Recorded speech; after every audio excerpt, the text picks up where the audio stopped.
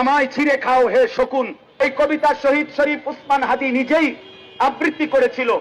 সে বলেছিল যে আধিপত্যবাদের দোসররা আমার সারা দেহ ছিঁড়ে ছিঁড়ে খাও, কিন্তু আমার মাথা খাইও না, অর্থাৎ আমি মাথা বিক্রি করব না। কিন্তু দুশ্মন শহীদ শরীফ উসমান হাদির মাথায় গুলি করেছে, জীবন দিয়েছে, কিন্তু শহীদ শরীফ উসমান হাদি প্রমাণ করেছে ধ্রিম ধ্রিম বাজে গণ তুন্দুবি দামামা, হাকে ধীর শির দেগা লিহি দেগা আমামা। আজকে ইনশাআল্লাহ এই জমিনে আমরাও আল্লাহর কসম করে বলি, 18 কোটি জনগণের পবিত্র শিরায় 1 ফোঁটা রক্ত থাকতে আমার মাতৃভূমির 1 ইঞ্চি জমিন ভারতের বেঈমান তোরা নিতে পারবি না।